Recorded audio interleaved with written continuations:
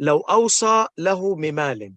If somebody made wasiyah, testament, wasiyah, made a will or wasiyah, that after I die, take this $10,000, or I have in my inheritance $10,000.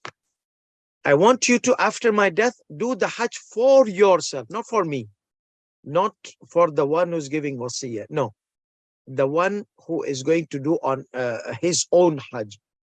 So let's say somebody did not do Hajj.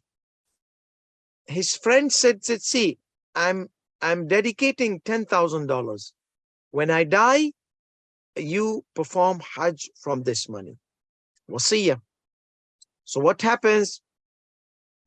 So if that amount was covering the expenses of Hajj, going, coming back, and all the expenses of his family members, okay, remember three things: going, coming back, expenses of going, coming back, they're covering, and the expenses of the family members to leave for them, for their sustenance. So لو أوصى له بمال ليحج به وجب الحج عليه بعد موت الموصي. When the person who did wasiyah dies, then the Hajj will become obligatory upon you, upon that person who got the money in the wasiyah. However, if it was, so إذا كان المال وافيا بمصاريف الحج, if the money was sufficient to cover the expenses of Hajj, وكذا بنفقة عياله, and also to cover the expenses of his children.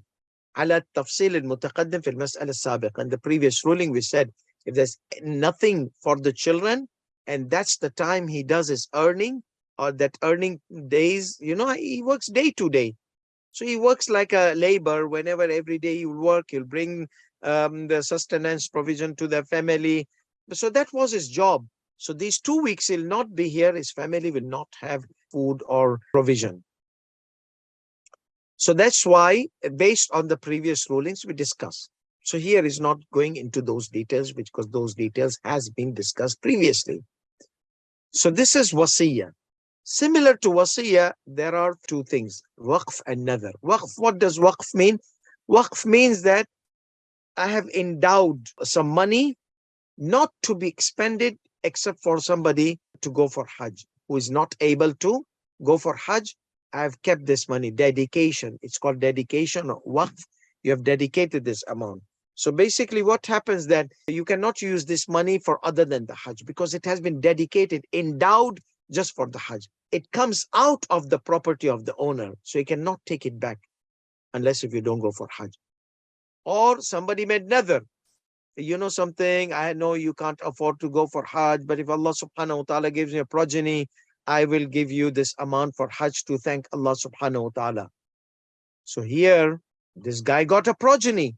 So he's given you Hajj. It was his nadhr. He's fulfilling his nadhr. أو أوصى بذلك, or made this nadhr as a wasiyah. Okay. So regardless, wasiyat, nadhr, or waqf, dedication or endowment, for all those, وَبَذَلَ لَهُ الْمُتَوَلِّي, mutawalli, the custodian of the waqf, the guardian of the waqf, he provided Hajj expenses for you, $10,000. أو الناظر, the one who made nadhr, he got his progeny, for example, this is 10,000, I promise. أو الوصي, somebody did wasiyah. So in this case, if he gets this money, then it becomes obligatory on him to fulfill wasiyat, or fulfill the nadhr of that person, or the endowment. If you were endowed with an amount and it was dedicated for Hajj, and you got that amount, the custodian, it's like custodian means he's not the owner. And let's say somebody dedicated a building, and they said the rental of this building every year, send Hajj someone to go for Hajj who is not able to. So there's a guardian who takes care of this building and maintenance, and then he takes the money and keeps it until he finds somebody who's qualified, or upon whom the application, the waqf, the endowment is applicated.